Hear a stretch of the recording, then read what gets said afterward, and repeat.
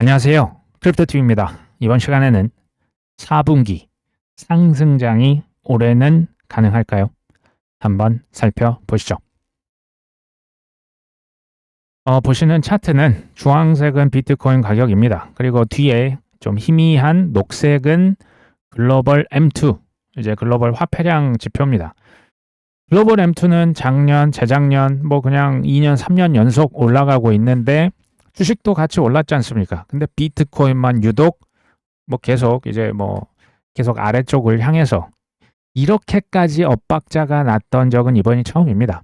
그러니까 소위 말하는 C차가 조금 몇 주 있다가 따라가더라 이런 적은 과거에 엇박자 난 적이 있는데 지금과 같은 최대 격차는 처음입니다. 둘 중에 하나는 뭔가 지금 반대로 가고 있는데 최근에 비트가 다시 $7만 훌쩍 이제 넘어서고 있죠. 제가 이걸 왜 보여드리냐?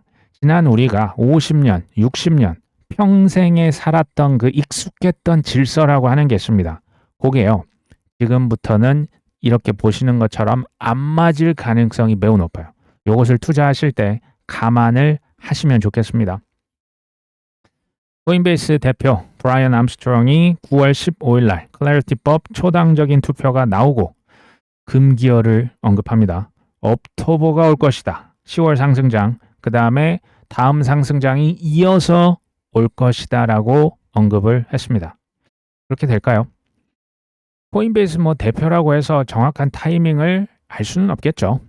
이제 궁극적인 중장기적 방향성이 알겠지만, 그러니까 저는 이 방향성을 말씀을 드리고 기다리는 게 실은 지루해요. 그러면 실제 우리가 주목을 해야 되는 것은 사실은 이것저것 현상적인 게 아니고요. 본질적인 방향성이거든요. 이것을 공부하면서 기다리자는 차원에서 말씀을 드리고요. 또 개인 의견이 당연히 여기 많이 들어가 있습니다. 물론 제 직감의 영역도 있기 때문에 제가 무조건 맞춘다 이런 거 아닙니다. 그냥 기다리는데 이런 것쯤은 우리가 알아뒀으면 좋겠다라는 내용을 이번 시간에는 한번 담아봤습니다. 트럼프 대통령이 지난번 기술 행사 백악관에서 다 그러려니 했어요. 근데 굳이 하이퍼 리퀴드를 콕 찍어서 미국으로 데려오는 것을 추진하고 있다. 비트도 아니고 이더리움도 아니고 솔라나, 리플, 바이낸스도 아닙니다. 하이퍼 리퀴드를 콕 찍었습니다. 대통령의 입에서 하이퍼 리퀴드라는 단어가 나와서 저는 사실 좀 놀랐거든요. 아시다시피 무기한 선물 거래소 중에 가장 잘 나가는 거래소가 하이퍼 리퀴드인 건 잘 아시죠? 바이낸스 설립자 자오장펑도 이런 얘기를 했습니다. 미국 내에서 이제 퍼프덱스는 무기한 선물 거래소, 지금 하이퍼 리퀴드 같은 거래소들이 미국에서 많이 늘어날 것이다.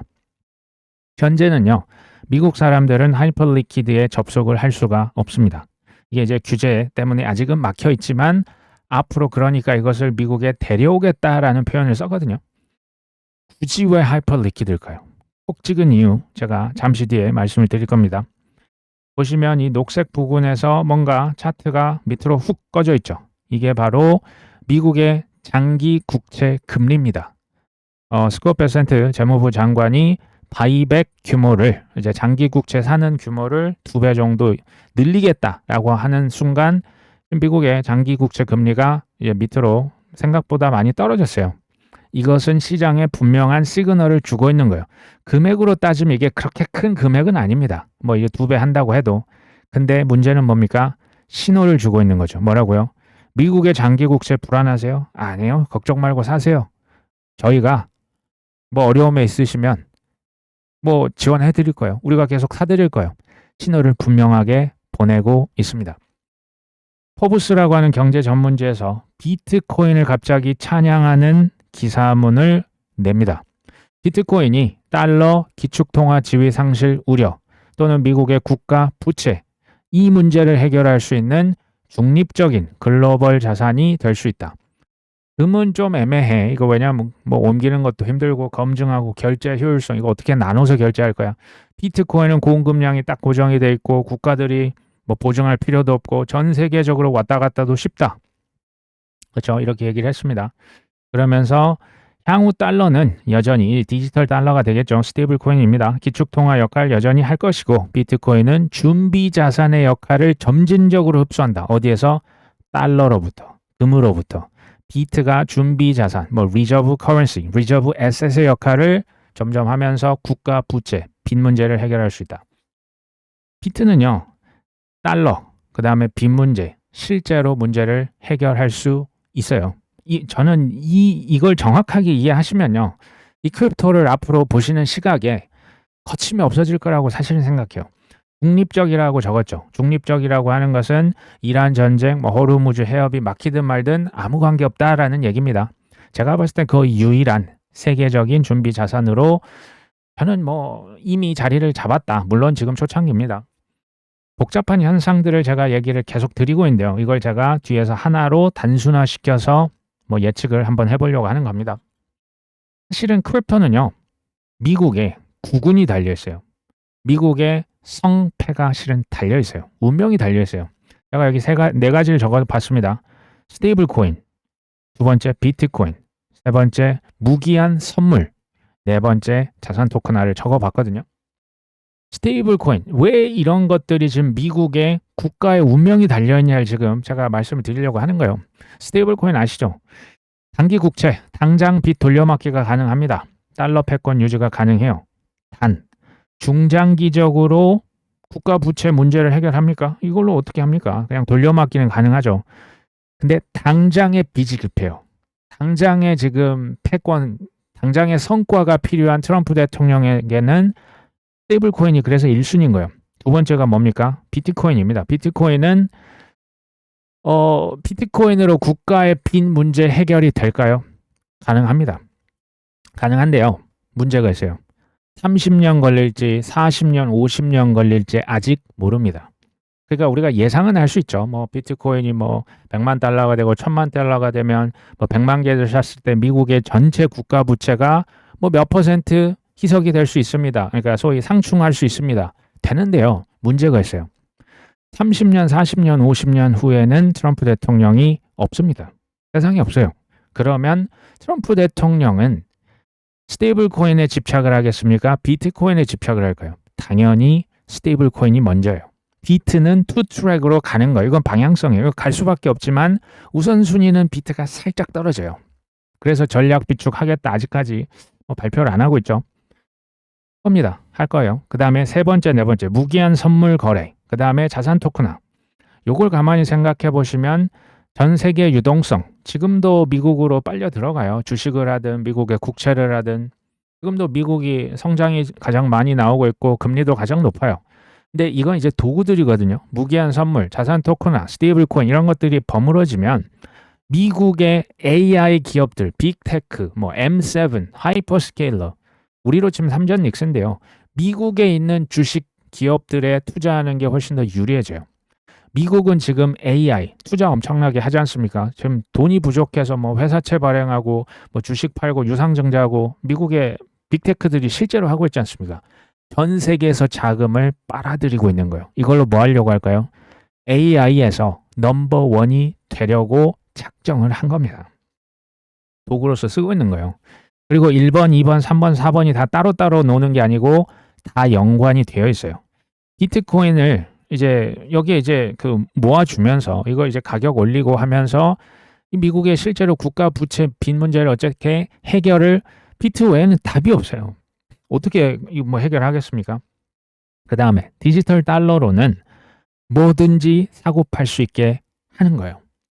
과거에 이게 금이었지 않습니까? 금이랑 달러를 다 붙여놨죠. 근데 결국 뗐지 않습니까? 페트로 달러였지 않습니까? 석유.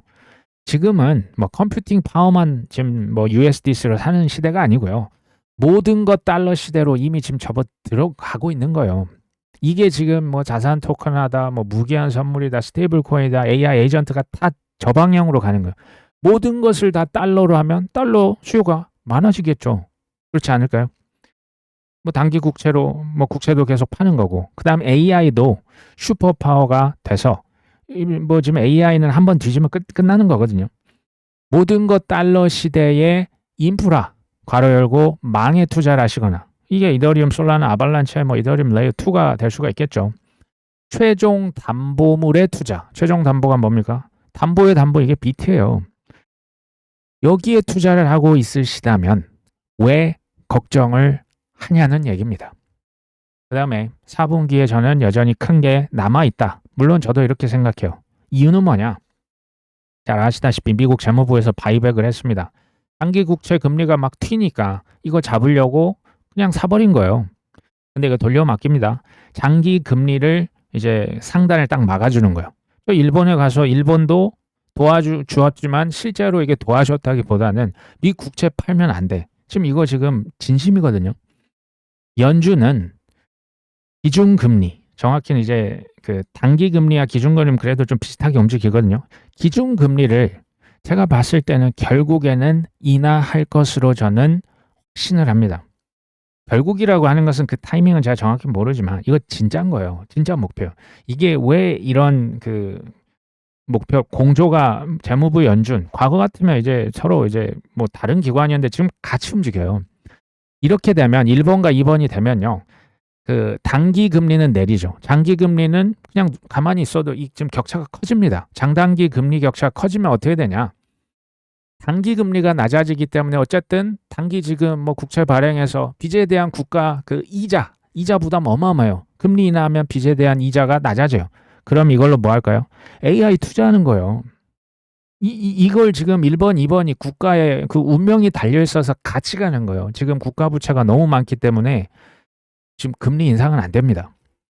그 다음에 뭐 단기 은행 뭐 맡기든 단기 금리 이렇게 낮추면요. 에이 이거 뭐 놀림 뭐해 하면서 이제 주식에 투자하거나 코인에 투자할 수 있겠죠. 위험 선호 현상이라고 하는 게 지금 여기서 1번, 2번 공조를 통해서 나오는 거예요.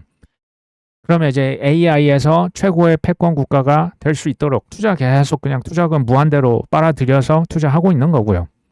주식 시장이나 코인 시장 위험 선호면 아무래도 뭐 국채나 뭐 금이나 다른 것 대비해서 위험 선호 그 주식 코인이 많이 오를 거예요. 선거 이제는 뭐 코앞으로 거의 다가오고 있는 거 아닙니까? 선거에도 유리할 것으로 보여집니다. 그리고 위험 선호의 최고봉이 언제부터 AI였습니까? 언제 뭐 삼성전자 하이닉스였습니까?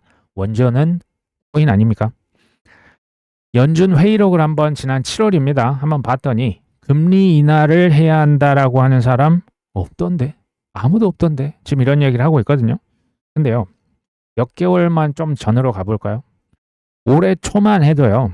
올해 한 2월까지만 해도 연준에서 올해 금리 인상을 한다고 했던 사람 딱 한 명이라도 있었습니까? 아무도 없었어요.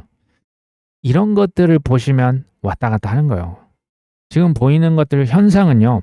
우리의 눈을 현혹할 겁니다. 현혹시킬 거예요. 뭐 호르무즈가 열린다, 뭐 닫혔다, MOU 한다고 했다, 미사일 쐈다가 이제는 뭐 경제 쪽으로 뭐 제재를 한다. 들쑥날쑥해요. 이거는 본질이 아닙니다. 어쩔 수 없이 온갖 현상에도 불구하고 갈 수밖에 없는 방향이 뭡니까? 이게 본질이에요. 이걸 보셔야 됩니다. 안 그러면 큰일 날 수 있어요. 투자든 사업이든. FOMC 이제 올해 남아있는 연준 회의가 총 3번 남았죠. 9월 15, 16일, 10월 27일, 28일, 12월 8일, 9일. 그러니까 이때 금리에 대한 결정이 이루어질 겁니다. 지금 제 예상컨대 9월 달에 금리 인상을 한다고 혹시 상상이라도 하는 분이 있습니까? 거의 없을걸요. 10월 달이라도 금리 인하를 한다? 없을 것 같은데요. 그렇죠? 저도 뭐 9월까지는 모르겠습니다. 9월은 모르겠는데 한 10월 지금 보니까 한 27일, 8일 이 보통 이제 마지막 날 금리 인하 그러니까 금리 결정을 하거든요. 저는 뭐 10월이 될지 12월이 될지 정확히는 모르지만 한 번이라도 금리 인하를 한다고 했을 때를 그냥 상상해 보는 겁니다. 난리 날 것 같은데요. 물론 현재 연준 의장 이거 혼자서 당연히 불가능합니다. 분명한 명분이 필요합니다. 뭐 TF 만들어서 지금 뭔가 작업을 하고 있어요. 근데 지금껏 트럼프 대통령의 언행을 비추어 봤을 때 연준 파월 의장 악연이죠. 이렇게 금리 인하라고 막 진짜 노골적으로 압박을 하는데 뭐 조사한다. 리사 쿡은 실제로 뭐 법무부에 보냈습니다. 근데 물론 지금 뭐 연준에 다시 합류를 했지만 이걸 봤을 때 트럼프 대통령은 미국의 금리 인하가 그냥 하는 제스처가 아닙니다. 이게 진짜인 거예요. 저는 이에 대한 그 물론 뭐 클래리티법이랑 비슷하죠. 이거 뭐 그냥 금리 인하한다고 해서 바로 할 수 있는 건 아니지만 저는 뭐 최소한 지금 금리 인상 가능성은 사라졌습니다. 이제 뭐 물가다 뭐다 좀 더 지켜봐야겠죠. 암호화폐 기업 경영진들이 트럼프 대통령을 만나기 전에 비공개 회동을 하나 했었어요. 이게 미국의 상무부 장관을 만났습니다.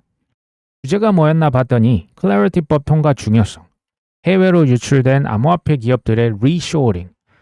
지금 미국에서 규제가 애매하니까 지금 뭐 저기 두바이다, 뭐 싱가포르이다, 뭐 세이셸이다 막 나가 있는 기업들이 있는데 이거 어떡할 거냐? 법을 통과를 시키려고 하면 민주당의 상원 의원들을 찾아가야지. 왜 지금 상무부 장관을 만나고 있을까요? 생각해 보신 적 있습니까? 이 지금 여기에 참여를 한 코인베이스, 뭐 A16Z, 뭐 리플, 그다음 뭐 크라켄 보시면 적은 돈이 아니고요. 아주 큰 돈을 기부한 코인 회사 대표들이에요. 여기에서 정부 관계자를 만나서 지금 뭘 하나 봤더니 아니 우리 상무부 장관님 민주당 이거 어떻게 해서든지 이 법 통과시켜야 되는 거 아니에요? 이렇게 해서 지금 로비를 하고 있는 거예요. 압박을 넣고 있는 겁니다. 아 이제는 합의하셔야죠. 이제 갈 때까지 간 거 아닙니까? 그러면서 명분을 제시하는 거예요. 이 법 실패되면 이 리쇼링이라는 게 다시 돌아오게 미국으로 돌아오게 해라. 지금 해외로 나간 회사들 많은데 이거 진짜 실패하면 우리도 나갑니다. 우리 리플도 나가는 수가 코인베이스 진짜 나가요. 일자리 기술 인재 유출되는 거 이거 괜찮아요? 가서 좀 뭐 좀 하라고요. 일 좀 제대로 좀 해보세요. 경제 성장, 세금 뭐 결국 뭐 기업 일자리 여기서 나오는 거 아닙니까? 비공개 회동입니다. 그냥 상상력을 발휘해 본 거죠. 미국의 민주당 상원 의원 뭐 루벤 갤레고 이분이 재밌는 표현을 해요. 클래리티 법안을 서두르면 통과가 오히려 늦어질 수도 있다. 윤리 문제, 뭐 스테이블 코인 보상, 스테이블 코인 뭐 아직까지 이렇게 질질 끌고 있는 게 상당히 저는 저는 이게 큰 문제가 될 거라고 보지는 않습니다. 어쨌든 이견을 해소를 해야 된다. 암호화폐 업계가 조기에 표결을 막 빨리 붙이는 것보다 민주당, 공화당 협상을 해야죠. 협상을 하고 그 다음에 이제 하원으로 또 갈 거고 법안 또 이제 합쳐야 될 거고 이 모든 과정을 좀 잘 생각을 해보자. 어쨌든 60표 상원에서 클러처 이거 표결을 해야 되는데 초당적 지지를 확보하기 전에 서두르면 안 된다. 지금 이런 얘기를 하고 있어요. 민주당에서 지금 10표가 넘어와야죠. 60표 만들려면. 근데 민주당 상원 의원이 서두르지 말라고 합니다. 왜 그럴까요? 민주당 뭐 반대하면은 뭐 서두르는 게 문제가 아니고 그냥 뭐 결사 반대하면 될 일이거든요. 저는 이게 어떻게 들리냐. 서두르면 그르칠 수 있으니까 천천히 해도 제대로 해야지 않을까요? 라고 저는 이게요. 여기에서 그러니까 뭐 희망의 전 가능성을 보는 거예요. 그리고 뭐 시간이 없다라고 하는데요. 뭐 서두르는 게 아니고 9월 15일에 표결 이미 정해졌지 않습니까? 거의요. 한 달 이상 지금 한 달 가까이 남아 있어요. 시간이 뭐 엄청나게 막 지금 밀어붙이는 게 아니에요. 지금 타협할 시간들 많이 있습니다. 그리고 이것도 한번 생각해 보시면 좋겠는데 법이 만약에 통과가 안 된다면 가장 큰 피해자가 한번 누굴지 생각해 보신 적 있습니까? 트럼프 대통령? 뭐 물론 본인이 크립토 대통령으로서 입법이 실패하면 정치적인 위험도는 있을지언정 이미 돈을 많이 벌었잖아요. 자산 엄청납니다. 공화당 의원들 뭐 좀 표심을 조금 뺏길 수도 있겠죠. 민주당 그럴 수도 있어요. 이게 이제 법이 실패하면 이게 굉장히 큰 이제 실제로 영향이 있거든요. 피터 틸, 일론 머스크 뭐 대세의 지장은 없죠. 뭐 저들은 좀 어나더 레벨에 있는 뭐 분들이고 지금 가장 큰 피해자는 물론 이제 코인 관련된 기업들이 있을 거예요. 뭐 리플, 서클, 크라켄, 뭐 A16Z. 그다음에 우리처럼 코인 투자자들. 플러스 블랙락이 JP 모건, 나스닥, 뉴욕 증권거래소와 같은 전통 금융이 가장 큰 피해를 볼 수가 있습니다. 쉽게 말하면 아니 내가 지금 미국 정부를 믿고 여기까지 이렇게 지금 달려왔는데 지금 뭐 이거 규제 풀어준다면서요. 뭐 CFTC 뭐 관할권 이제 SEC 나눈다면서요. 이게 뭐 상품 이거 다 확실하게 한다면서요 하면서 지금 준비 다 해놨거든요. 뭐 DTCC도 이따 나오지만 근데 갑자기 이번에 좀 힘들 것 같은데 29년 30년까지 기다렸으면 좋겠는데 이러면 좀 제동이 많이 걸립니다. 그러니까 고속도로가 아니고 진짜 무슨 어디 시골길 가는 느낌으로 할 수야 있겠죠. 생각해 보십시오. 달러 패권, AI 패권, 국가의 빚, 부채 문제, 국가 안보, 경제, 성장 일자리 여기에 표까지 달렸어요. 요거를 과연 그냥 에라 모르겠다 하면서 넘길 것이냐 아니면 극적인 타결이 저는 뭐 9월 말 정도 지금 현재는 보고 있습니다. 되지 않을까. 물론 저는 뭐 제가 그렇다 결과를 모르기 때문에 뭐 제가 뭐 빚을 내서 투자를 한다거나 타이밍 매매를 한다거나 뭐 롱숏을 베팅한다거나 전혀 안 합니다. 저의 희망사항도 당연히 있죠. 이제 작년 4분기부터 우리가 큰 거를 기다리고 있다가 얼마나 고생 많이 하셨습니까? 그렇죠? 근데 그 이유가 근본이야. 큰 게 왜 올 수가 있냐? 말씀을 드렸다시피 미국의 재무부 연준이요. 같은 편이에요. 아닌 척하고 있죠. 뭘 아닌 척입니까? 이 둘이 실제로 친해요. 누굽니까? 오른팔 왼팔이에요. 트럼프 대통령. 그리고 예전에도 같이 일을 했었고. 이렇게 되면 위험 선호 현상이 갈수록 심해질 수밖에 없어요. 그다음 두 번째는 이건 약간 그 반대 매매 느낌도 있어요. 연준이 금리 인하를 지금 한다. 클래리티 법 통과된다. 이렇게 상상하시는 분 주변에 혹시 계십니까? 아무도 없을 거예요. 거의 없어요. 뭐 얘기하면 얘 아직 정신 못 차렸네. 약간 그 느낌인 겁니다. 전 그냥 반대로 항상 생각하는 것을 뭐 이제 제 습관이 돼서 세 번째는 미국과 중국 정상회담이 9월 24일에 미국에서 개최가 될 예정입니다. 트럼프 대통령이 이 얘기를 또 하더라고요. 뭐 시진핑이 이번 미국에 온다. 저는 일단 두 나라의 정상, 뭐 관세 전쟁이 요즘은 조금 뭐 이제 사그라든 것 같긴 하지만 두 정상이 어쨌든 만나는데 멱살 잡고 싸우진 않겠죠. 9월 언저리 돼서. 그러면 이것도 9월 말, 뭐 이제 10월로 불확실성이 다소 낮아질 수 있다라고 여전히 좀 보고요.